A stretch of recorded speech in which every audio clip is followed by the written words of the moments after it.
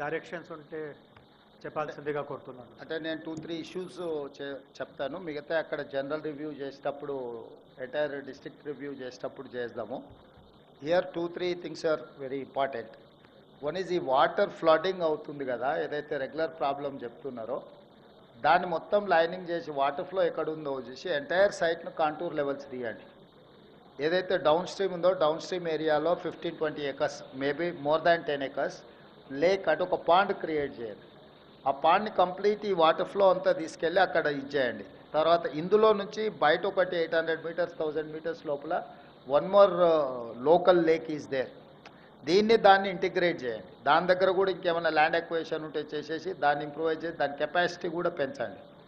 దాంతో ఏమవుతుందంటే round the year ఇందులో ఉండే ఇండస్ట్రీస్ కానీ ఇక్కడ వచ్చే గ్రీనరీ కానీ దీనికి కానీ ఈ వాటర్ వాడుకోవడానికి ఉంటుంది. రెండో పాయింట్, ప్రకాష్ రెడ్డి గారు, కొండ సురేఖ గారు, ఈ లోకల్గా ఈ plot owners and over land owners who have lost this land వాళ్ళకి ప్లాట్స్ ఇస్తామనేదో చెప్పారు. ఆ ప్లాట్స్లో ఇంకా 150-200కి ఇంకా బెనిఫిట్ రాలేదు. ఇంకా వాట్ ఎవర్